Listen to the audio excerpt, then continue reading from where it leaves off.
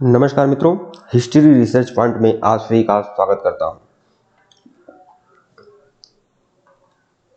आज के वीडियो में हम लोग भारतीय राष्ट्रीय आंदोलन से संबंधित आज क्लास चल रहा है। ये भारतीय स्वतंत्रता संग्राम एवं राष्ट्रीय आंदोलन ये सभी लोगों के लिए इंपॉर्टेंट है। सभी लोगों के लिए इंपॉर्टेंट है। जो लोग 6 से 8 वाले के लिए अप्लाई कर रहे हैं बीपीएससी में, जो लोग 9-10 के लिए, जो लोग 11-12 के लिए, सबके लिए इंपॉर्टेंट है। क्योंकि जो 40 क्वेश्चन आएगा आपका जीके का, उसमें भारतीय राष्ट्रीय आंदोलन भी आएगा और विशेष रूप से कम 7 से 8 प्रश्न देखने को मिल सकते हैं। तो जनरल पेपर के लिए भी यह सीरीज आप लोग के लिए काफी महत्वपूर्ण है। और साथ ही साथ अगर आपका टीजीटी और पीजीटी हिस्ट्री है तो उसके लिए भी यह काफी महत्वपूर्ण है। एक बात और आप लोगों को बता दूं, ये जो वन लाइनर सीरीज दे रहा हूं आप लोग को, ये बहुत ज्यादा इंपॉर्टेंट है। और ध्यान में रखिएगा, यहां से प्रश्न ज्यादा आएंगे, ज्यादा से ज्यादा प्रश्न देखने को मिलेंगे। मैं पूरे यकीनी तौर पर बोल सकता हूं 90% भारतीय राष्ट्रीय आंदोलन में जितना भी प्रश्न पूछेगा, अगर 10 प्रश्न पूछ दिया तो मैं यकीन के साथ बोलता हूं 9 प्रश्न वन लाइनर सीरीज से ही पूछेगा, जो वन लाइनर सीरीज में मैं अब देने जा रहा हूं। ठीक है, जो भी मैं आगे चलाता रहूंगा, यह पहला पार्ट है। ठीक है, तो 9 प्रश्न, 90-95 प्रश्न यहां से देखने को मिल सकते हैं। तो इसे हल्के में मत लीजिए, नजरअंदाज मत करिए। जो जनरल पेपर के लिए भी यह सीरीज काफी इंपॉर्टेंट है और साथ ही साथ अगर आपका सब्जेक्ट है उसके लिए भी यह काफी इंपॉर्टेंट सीरीज है। भारतीय स्वतंत्रता संग्राम एवं राष्ट्रीय आंदोलन की यह सीरीज आप लोगों के लिए काफी रामबाण है। और यह जो वन लाइनर सीरीज मैं आप लोगों को दे रहा हूं, यह पूरी तरह से रामबाण सीरीज है। ध्यान रखिएगा, सिर्फ 149 रुपए में ये आप लोगों को सीरीज मिल जाएगी। जिनको भी चाहिए वो लोग हमारे ऑफिशियल व्हाट्सएप नंबर पर मैसेज करिएगा। मैं आप लोग को टेलीग्राम पे जोड़ दूंगा, जहां पर यह आपको वन लाइनर सीरीज मिल जाएगी भारतीय स्वतंत्रता संग्राम एवं राष्ट्रीय आंदोलन की। आइए शुरुआत करते हैं। और यह हमारा ऑफिशियल व्हाट्सएप नंबर है, मैसेज कर लीजिएगा। ऊपर भी हमारा ऑफिशियल व्हाट्सएप नंबर शो कर रहा है, आप मैसेज कर लीजिएगा। सिर्फ 149 रुपए में स्वतंत्रता संग्राम एवं राष्ट्रीय आंदोलन का यह वन लाइनर सीरीज पा जाएंगे, जहां से आपके 90 से 95% प्रश्न आपको सीधे सीधे आएगा। चाहे आपका जनरल पेपर हो या फिर अगर आपका सब्जेक्ट भी है, तो उसके भी दृष्टि से यह सीरीज काफी महत्वपूर्ण है। इसे हल्के में मत लें, नजरअंदाज मत करें। यह कई सारी सर्वमान्य पुस्तकों का विश्लेषण करके यह सीरीज तैयार की जा रही है। आइए शुरुआत करते हैं भारतीय स्वतंत्रता संग्राम एवं राष्ट्रीय आंदोलन की सीरीज। किसी भी प्रतियोगी परीक्षा में 100% आने वाले प्रश्न, तो यह प्रश्न 100% आने वाले प्रश्न है। ठीक है, शुरू करते हैं। पहला प्रश्न है, भारतीय राष्ट्रीय कांग्रेस के 1906 के अधिवेशन में 4 संकल्प पारित किए गए थे। ये जो 1906 का अधिवेशन हुआ था भारतीय राष्ट्रीय कांग्रेस का, उसके अध्यक्ष थे दादा भाई नौरोजी। तो 1906 के अधिवेशन में 4 संकल्प पारित हुए थे और इसी संकल्पों पर विवाद हो गया था। ये जो 1906 में कांग्रेस के कलकत्ता अधिवेशन में दादा भाई नौरोजी थे, इसमें 4 संकल्प पारित किए गए थे और इसी संकल्प पर विवाद हो गया था, जिसकी वजह से 1907 में कांग्रेस का विभाजन हुआ था। सूरत में 1907 में कांग्रेस के अधिवेशन में इन चारों संकल्पों को स्वीकार करने एवं अस्वीकृत करने के प्रश्न पर कांग्रेस में विभाजन हुआ था। ठीक है, अच्छा, वह 4 संकल्प कौन थे? तो राष्ट्रीय शिक्षा, स्वदेशी, बहिष्कार एवं स्वशासन, यह 4 संकल्प थे और यही 4 संकल्प पारित किया गया था। और इन्हीं चारों संकल्पों को स्वीकार करने को लेकर 1907 में कांग्रेस का विभाजन हुआ था। ठीक है, दूसरा देखिएगा, स्वदेशी आंदोलन का तात्कालिक कारण क्या था? स्वदेशी आंदोलन जो हुआ था 1906 में, इसका तात्कालिक कारण क्या था? तो तात्कालिक कारण था बंगाल का विभाजन। ये आप जानते ही हैं, बंगाल विभाजन के कारण ही स्वदेशी आंदोलन हुआ था। भारत छोड़ो आंदोलन के उपरांत सी राजगोपालाचारी ने दी वे आउट नामक, देखिए यहां पर ऐसे है, दी वे आउट नामक पैम्फलेट जारी किया था। देखिए, भारत छोड़ो आंदोलन के उपरांत सी राजगोपालाचारी ने दी वे आउट नामक पैम्फलेट जारी किया था और एक प्रस्ताव में था, इसमें इस पैम्फलेट में क्या था? संवैधानिक गतिरोध का सिद्धांत इसमें था। मतलब दी वे आउट ऑफ नामक जो पैम्फलेट जारी किया गया था, किसके द्वारा जारी किया गया था? सी राजगोपालाचारी के द्वारा जारी किया गया था।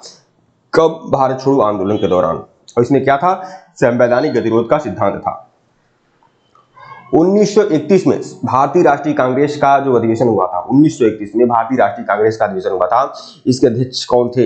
इसके अध्यक्ष थे सरदार वल्लभ भाई पटेल कर रहे थे। इसकी अध्यक्षता सरदार वल्लभ भाई पटेल कर रहे थे और इसमें महत्वपूर्ण कार्य हुआ था। इसमें मूल अधिकार एवं आर्थिक कार्यक्रम का संकल्प पारित हुआ था। मूल अधिकार एवं आर्थिक कार्यक्रम का संकल्प पारित हुआ था। विशेष रूप से मूल अधिकार, ध्यान रखिएगा, मूल अधिकार का संकल्प इसमें पारित हुआ था। 1931 में भारतीय राष्ट्रीय कांग्रेस के अध्यक्ष थे सरदार वल्लभ भाई पटेल, इसकी अध्यक्षता कर रहे थे। क्रिप्स मिशन को समझते हैं। तो क्रिप्स, देखिए जब क्रिप्स मिशन आया था, क्रिप्स मिशन कब आया था? 1942 में क्रिप्स मिशन आता है। तो क्रिप्स मिशन जब आया था तो क्रिप्स मिशन के साथ कांग्रेस का आधिकारिक वार्ताकार कौन था? मतलब कांग्रेस का वह वार्ताकार कौन था जो क्रिप्स मिशन के साथ बैठकर वार्ता किया? तो पंडित नेहरू और मौलाना आजाद। पंडित नेहरू और मौलाना आजाद यही दो लोग थे जिसने क्रिप्स मिशन के साथ वार्ता किया था। ठीक है, पंडित नेहरू और मौलाना आजाद। देखिए यहाँ जो भी सीरीज मिलेगी रामबाण मिलेगी, और यह ध्यान में रखिएगा, अगर मैं जितना बता दे रहा हूं ना ये वन लाइनर सीरीज में, यहीं से प्रश्न आएंगे। ठीक है, और हर प्रतियोगी परीक्षा में अगर भारतीय राष्ट्रीय आंदोलन से संबंधित प्रश्न पूछा जाता है तो यहीं से पूछा जाता है, यहीं से पूछा जाता है और यहीं से पूछा जाएगा। ध्यान में रखिएगा आप लोग, इसे आप नजरअंदाज बिल्कुल मत करें। केवल 149 रुपए की सीरीज है, इसे पूरी वन लाइनर सीरीज मिल जाएगी भारतीय राष्ट्रीय आंदोलन की।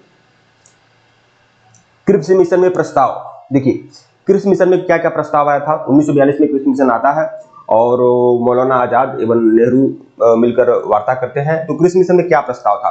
क्रिप्स मिशन में था संविधान निर्मात्री निकाय के लिए, मतलब संविधान की रचना के लिए प्रस्ताव था क्रिप्स मिशन में। ठीक है, संविधान निर्मात्री निकाय के लिए प्रस्ताव था क्रिप्स मिशन में। व्यक्तिगत सत्याग्रह आप लोग सुने होंगे, 1940 में व्यक्तिगत सत्याग्रह प्रारंभ होता है। व्यक्तिगत सत्याग्रह में प्रथम सत्याग्रही कौन थे? प्रथम सत्याग्रही थे विनोबा भावे। विनोबा भावे पहले सत्याग्रही थे। ठीक है, द्वितीय सत्याग्रही कौन थे? नेहरू जी। देखिए यह प्रश्न इंपॉर्टेंट है, बार बार पूछा जाता है, इसे गड़बड़ नहीं होना चाहिए आप लोगों से। 1940 में व्यक्तिगत सत्याग्रह शुरू हुआ था। पहला सत्याग्रही विनोबा भावे, द्वितीय सत्याग्रही पंडित नेहरू, पंडित जवाहरलाल नेहरू, और तृतीय सत्याग्रही जो थे ब्रह्मदत्त थे। तृतीय सत्याग्रही आमतौर पर लोग भूल जाते हैं, लेकिन मत भूलिएगा, तृतीय सत्याग्रही जो थे ब्रह्मदत्त थे। भारत छोड़ो आंदोलन में, देखिए भारत छोड़ो आंदोलन जब प्रारंभ हुआ था 1942 में, तो कुछ लोग, कुछ ऐसे क्रांतिकारी थे जो भूमिगत होकर रेडियो जारी करते थे, भूमिगत होकर अपना रेडियो कार्यक्रम जारी करते थे, जिसमें राम मनोहर लोहिया भी थे, जयप्रकाश नारायण भी थे और अरुणा आसफ अली भी थी। तो भारत छोड़ो आंदोलन में भूमिगत क्रियाकलाप की महिला संरक्षक कौन थी? अरुणा आसफ अली। ध्यान में रखिएगा, भूलिएगा मत, अरुणा आसफ अली भी भूमिगत आंदोलन में थी और यह महिला संरक्षक थी। ठीक है, Aruna Asaf Ali. Ahmedabad textile labour association, Ahmedabad textile labour association के अध्यक्ष कौन थे? Mahatma Gandhi ji. Mahatma Gandhi ji. 10वां one liner series देखिएगा, ये सब सीरीज में क्रम संख्या बताया हूं, और यह देखिए ये कई सारे पुस्तकों का समग्र विश्लेषण करके यह मैं वन लाइनर सीरीज तैयार किया हूं। इसी हल्के में बिल्कुल मत लें, मैं यकीनी तौर पर बोल रहा हूं, यहाँ से ज्यादा प्रश्न आते हैं और आएंगे। ठीक है, और यह जनरल पेपर के लिए भी इंपॉर्टेंट है, और अगर आपका विषय है उसके लिए भी यह काफी इंपॉर्टेंट है। 16 अक्टूबर 1905 को बंगाल का विभाजन लागू हुआ था। 16 अक्टूबर 1905 को बंगाल का विभाजन लागू हुआ था। देखिए 20 जुलाई 1905 को, 20 अभी मैं आगे बताऊंगा, 20 जुलाई 1905 को बंगाल विभाजन की घोषणा हुई थी। 7 अगस्त 1905 को स्टेडियम में मीटिंग हुआ था। ठीक है, और स्वदेशी का प्रस्ताव पारित हुआ था, और 16 अक्टूबर 1905 को बंगाल विभाजन लागू हुआ था। लागू होने की बात किया गया है, तो लागू या प्रभावी कब हुआ था? 16 अक्टूबर 1905 को बंगाल विभाजन प्रभावी हो गया था। ठीक है, देखिए दांडी यात्रा, दांडी यात्रा कैसे बने एग्जाम में प्रारंभ? दांडी यात्रा, देखिए देखिए जब दांडी यात्रा समाप्त हो गया था ना, 12 मार्च से 6 अप्रैल तक दांडी यात्रा चला था। जब दांडी यात्रा समाप्त हो गया था तो सबने अवज्ञा आंदोलन प्रारंभ हो गया था। तो दांडी यहाँ पर लिखा हुआ भूल गया है कि दांडी यात्रा की समाप्ति के बाद सबने अवज्ञा आंदोलन प्रारंभ हो गया था। गांधी जी का प्रथम सत्याग्रह कब हुआ था? 12वां प्रश्न। गांधी जी का जो पहला सत्याग्रह हुआ था वो चंपारण सत्याग्रह था 1917 में। चंपारण सत्याग्रह महात्मा गांधी का पहला प्रथम सत्याग्रह था। कार्यकारी परिषद में हिंदू मुस्लिम की संख्या, देखिए गवर्नर जनरल की कार्यकारी परिषद होती थी। गवर्नर जनरल की कार्यकारी परिषद में अब हिंदू और मुसलमान सदस्यों की संख्या समान होगी। कार्यकारी परिषद में हिंदू मुसलमान सदस्यों की संख्या समान होगी। सबसे पहले यह वेबिल योजना आया था। वेबिल योजना जो आया था उसमें यह नियम बनाया गया था, उस योजना में यह नियम था कि अब गवर्नर जनरल की जो कार्यकारी परिषद होगी उसमें हिंदू और मुस्लिम की सदस्य संख्या जो होगी ना वह समान होगी। वेबिल योजना में यह प्रस्ताव था मुसलमानों को खुश करने के लिए। दी रॉलेट एक्ट, दी रॉलेट एक्ट आपको पता है कि 1919 में रॉलेट एक्ट आया था। तो रॉलेट एक्ट के कारण ही जलियांवाला कांड हुआ था। रॉलेट एक्ट का, जलियांवाला कांड का तात्कालिक कारण क्या था? Rowlatt act. क्योंकि रॉलेट एक्ट जो आया था वह बिना अपील, बिना वकील, बिना दलील वाला एक्ट था। बिना अपील, बिना वकील, बिना दलील वाला नियम था, जिसके विरोध में पंजाब के अमृतसर में जलियांवाला बाग में लोग विरोध प्रदर्शन कर रहे थे और वहां पर जनरल डायर ने गोली चलवा दी। तो दी रॉलेट एक्ट के कारण ही जलियांवाला कांड हुआ था। और कब हुआ था? 13 अप्रैल 1919 को। 1946 में अंतरिम सरकार में राजेंद्र प्रसाद, देखिए जब अंतरिम सरकार बनी थी ना, अंतरिम सरकार बनी थी 1946 में, तो उसमें राजेंद्र प्रसाद को कौन सा मंत्रालय मिला था? बाबू राजेंद्र प्रसाद को खाद्य एवं कृषि मंत्री। राजेंद्र प्रसाद हमारे देश के प्रथम राष्ट्रपति थे और यह बिहार से संबंधित थे, तो इसलिए यह ध्यान में रखिएगा, यह इंपॉर्टेंट है। खाद्य एवं कृषि मंत्री थे राजेंद्र प्रसाद, इनको खाद्य एवं कृषि मंत्रालय मिला था 1946 की अंतरिम सरकार में। 1929, देखिए 1929 में कांग्रेस का लाहौर अधिवेशन हुआ था। 1929 में कांग्रेस का लाहौर अधिवेशन हुआ था और इस अधिवेशन में क्या हुआ था? पूर्ण स्वराज का संकल्प पारित हुआ था। देखिए अब देखिए यहां से कई सारे प्रश्न आ सकते हैं। कांग्रेस का लाहौर अधिवेशन कब हुआ था? 1929 में हुआ था। कांग्रेस के लाहौर अधिवेशन में अध्यक्ष कौन थे? पंडित नेहरू थे। ठीक है, इसमें क्या प्रस्ताव पारित हुआ था? इसमें पूर्ण स्वराज का संकल्प पारित हुआ था। ठीक है, ये सब। प्रश्न 17 देखिएगा, प्रश्न 17 नहीं, वन लाइनर सीरीज है 17। दादा भाई नौरोजी का निजी सचिव, बहुत मोस्ट इंपॉर्टेंट है। दादा भाई नौरोजी का निजी सचिव कौन था? मैडम भीखाजी कामा थी। मैडम भीखाजी कामा जो थी, दादा भाई नौरोजी की निजी सचिव थी, सेक्रेटरी थी। ठीक है, यहाँ कुछ आंदोलन और उनसे सक्रिय संबद्ध व्यक्तियों के बारे में बात करूंगा। चंपारण सत्याग्रह में सक्रिय कौन था? राजेंद्र प्रसाद। महात्मा गांधी तो थे ही, लेकिन महात्मा गांधी के साथ राजेंद्र प्रसाद भी थे। ठीक है, और भी 2-4 लोग थे जिनके नाम मैं आगे बताऊंगा। तो चंपारण सत्याग्रह से कौन संबंधित था? राजेंद्र प्रसाद जी थे। अहमदाबाद मिल आंदोलन से कौन संबंधित थे? महात्मा गांधी संबंधित थे। खेड़ा सत्याग्रह से सरदार वल्लभ भाई पटेल संबंधित थे। इन लोगों के नाम ध्यान रखिएगा, यह सभी आने वाले प्रश्न है, बार बार पूछे जाने वाले प्रश्न है। ठीक है, एक प्रश्न मैं आप लोगों को यकीनी तौर पर बता दूं, एक प्रश्न आपका छूटेगा नहीं, जो मैं आप लोग को पढ़ा दूंगा, बता दूंगा राष्ट्रीय आंदोलन से। ठीक है, ये याद में रखिएगा। वीडियो को लाइक और उसको शेयर जरूर करिएगा, शेयर तो जरूर मांगता हूं आप लोग से। प्रश्न 19 देखिएगा, भारत में नौ सैनिक विद्रोह कब हुआ था? भारत में जो नौ सैनिक विद्रोह हुआ था यह 1946 में हुआ था। भारत में नौ सैनिक विद्रोह कब हुआ था? 1946 में हुआ था। और यह नौ सैनिक विद्रोह कहां हुआ था? बंबई और कराची जल अड्डा पर हुआ था। बंबई और कराची बंदरगाह पर हुआ था भारत में नौ सैनिक विद्रोह। और अगर इसका मंथ जानना हो तो फरवरी 1946 में यह भारत में नौसैनिक विद्रोह हुआ था, नौसेना का विद्रोह हुआ था फरवरी 1946 में। कहां के बंदरगाह पर? बंबई और कराची के बंदरगाह पर। उत्तर प्रदेश किसान सभा, यह इंपॉर्टेंट है। 20वां, उत्तर प्रदेश किसान सभा की स्थापना फरवरी 1918 में की गई थी। फरवरी 1918 में उत्तर प्रदेश किसान सभा की स्थापना की गई थी। फरवरी 1918 में उत्तर प्रदेश किसान सभा की स्थापना की गई थी। और इसके संस्थापक अध्यक्ष कौन थे? इसमें 3 लोग शामिल थे। उत्तर प्रदेश किसान सभा में 3 लोग शामिल थे, इंद्र नारायण द्विवेदी, गौरीशंकर मिश्रा एवं मदन मोहन मालवीय। इंपॉर्टेंट है, ध्यान में रखिएगा। 1931 में जो मूल अधिकारों प्रस्ताव का प्रारूप तैयार किया गया, देखिए 1931 में मूल अधिकारों पर जो बैठक हुई थी, मूल अधिकारों पर कराची में बैठक हुई थी। कांग्रेस का कराची अधिवेशन हुआ था 1931 में, जिसके अध्यक्ष सरदार वल्लभ भाई पटेल थे और मूल अधिकारों का संकल्प पारित हुआ था। लेकिन यह मूल अधिकारों का संकल्प जब 1931 में पारित हुआ था, जब सरदार वल्लभ भाई पटेल थे अध्यक्ष थे, तो उस मूल अधिकारों के प्रस्ताव का प्रारूप किसने तैयार किया था? पंडित नेहरू जी ने तैयार किया था। ठीक है, पंडित नेहरू जी ने तैयार किया था। देखिए यही कंफ्यूज मत हो जाइएगा, अब सोच लेंगे लोग अध्यक्ष थे सरदार वल्लभ भाई पटेल, तो सरदार वल्लभ भाई पटेल ने तैयार किया था। लेकिन मूल अधिकारों पर प्रस्ताव का प्रारूप जो तैयार किया था वह नेहरू जी ने तैयार किया था। ठीक है, 22वां देखिएगा, सविनय अवज्ञा आंदोलन को लाहौर अधिवेशन 1929 में प्रारंभ करने का अधिकार मिला। ठीक है, सविनय अवज्ञा आंदोलन, देखिए कांग्रेस का जो लाहौर अधिवेशन हुआ था कब हुआ था? 1929 में हुआ था। और सविनय अवज्ञा आंदोलन कब शुरू हुआ? 1930 में शुरू हुआ। तो इसी कांग्रेस के लाहौर अधिवेशन में ही यह विचार आया था, यह प्रस्ताव रखा गया था कि सविनय अवज्ञा आंदोलन प्रारंभ होगा जोर शोर के साथ। ठीक है, तो सविनय अवज्ञा आंदोलन को लाहौर अधिवेशन 1929 में प्रारंभ करने का अधिकार मिला। अगर यह क्रम आप लोग जानेंगे कि 29 में यह हुआ, 30 में यह हुआ, तो आप लोग अच्छे तरीके से कर लेंगे।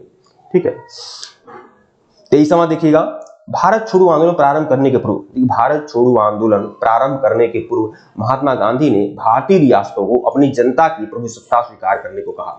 जब भारत छोड़ो आंदोलन 1942 में महात्मा गांधी ने प्रारंभ करना चाहा और प्रारंभ करने की घोषणा की, तो सबसे पहले यह घोषणा की कि भारत में जितने रियासत है ना, जितने भी राजा हैं, वह अपनी जनता का प्रभुसत्ता स्वीकार करें, वह स्वीकार करें कि जनता ही सर्वोपरि है। ठीक है, 24वां देखिएगा, प्रथम विश्व युद्ध में सक्रिय होने वाले क्रांतिकारियों का आधार स्थल था उत्तरी अमेरिका। अच्छा, पहला विश्व युद्ध जब हुआ था उसमें जो भी क्रांतिकारी लोग थे कहां सक्रिय हुए थे? उत्तरी अमेरिका में सक्रिय हुए थे। अरे गदर आंदोलन या गदर पार्टी की स्थापना 1913 में सैन फ्रांसिस्को में ही नहीं हुई थी? तो ये क्या था? भारतीय क्रांतिकारियों का आधार स्थल था। उत्तरी अमेरिका में लोग सक्रिय हुए। प्रश्न 25 देखिएगा, कामागाटा मारू। कामागाटा मारू क्या था? तो कामागाटा मारू कनाडा की यात्रा पर निकला एक जलपोत था। कामागाटा मारू जो था कनाडा की यात्रा पर निकला एक जलपोत था। तो यह जो कामागाटा मारू है कनाडा की यात्रा पर निकला एक जलपोत है, जो वहां पर क्या है, यात्रियों को उतरने नहीं दिया जाता है, और यह अंतरराष्ट्रीय घटना थी। बस तब अभी इसके लिए इतना बस जान लीजिए कि कामागाटा मारू से मतलब कनाडा की यात्रा पर निकला एक जलपोत था, उसका नाम था कामागाटा मारू घटना। ठीक है, कामागाटा मारू इस जहाज का नाम था। फॉरवर्ड ब्लॉक जो थी एक संस्था थी, एक संगठन था, नेताजी सुभाष चंद्र बोस द्वारा बनाया गया। और यह संस्था कब बनी थी? मई 1939 में बनी थी, जब नेताजी सुभाष चंद्र बोस 1929 में त्रिपुरी अधिवेशन में भारतीय राष्ट्रीय कांग्रेस के अध्यक्ष बने थे और महात्मा गांधी की नाराजगी के बाद वह इस अध्यक्ष पद को त्याग देते हैं, तब वह फॉरवर्ड ब्लॉक की स्थापना करते हैं मई 1939 में। ध्यान रखिएगा, यह भी इंपॉर्टेंट है।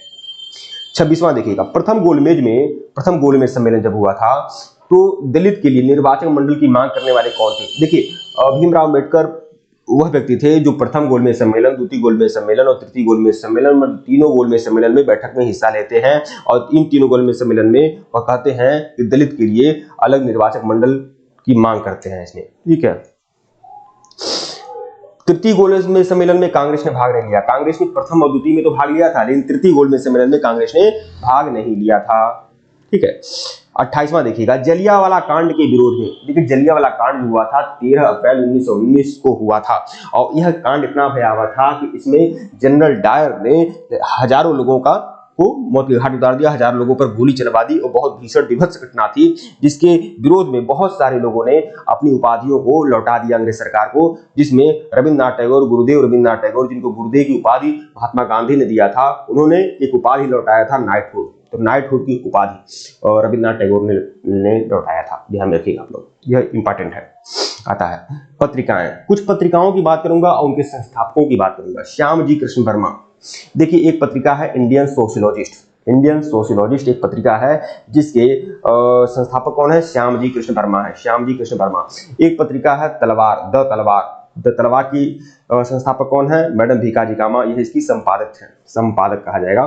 ठीक है, कामनवेल के संपादक कौन है? एनी बेसेंट है। वंदे मातरम के संपादक कौन? अरविंद घोष। तो ये 4 पत्रिकाएं और इसके संस्थापक या संपादक अच्छे से आप लोग देखना। ठीक है मित्रों, वीडियो को लाइक और चैनल को सब्सक्राइब करिएगा, टेलीग्राम बिल्कुल ज्वाइन करेगा, लिंक डिस्क्रिप्शन में दिया गया है। और इसके पहले का वीडियो नहीं देखे हैं तो प्लेलिस्ट में जाइएगा। वैसे तो अभी तो प्रथम वीडियो है, ठीक है, तो अब आगे वीडियो मिलता रहेगा। ठीक है, इंडियन नेशनल मूवमेंट, भारतीय राष्ट्रीय आंदोलन, वन लाइनर के नाम से प्लेलिस्ट बना दूंगा, आप लोग जाकर देखिएगा। और यही बात मैं बोल रहा हूँ, देखिए अभी 29-30 प्रश्न था, इसी तरह से बाकी सीरीज आती रहेगी। और भारतीय राष्ट्रीय आंदोलन से संबंधित ना मैं कम से कम समझिए 100% प्रश्न फंसाने वाला हूँ, यह बात आप ध्यान रखिएगा, इसे हल्के में बिल्कुल मत लीजिएगा। 149 रुपए की सीरीज है, और जिनको भी चाहिए वो लोग हमारे ऑफिशियल व्हाट्सएप नंबर पर मैसेज कर सकते हैं और प्राप्त कर सकते हैं। ठीक है मित्रों, धन्यवाद आप लोग को। वीडियो को लाइक और शेयर जरूर करिएगा, सभी लोग शेयर करें। धन्यवाद।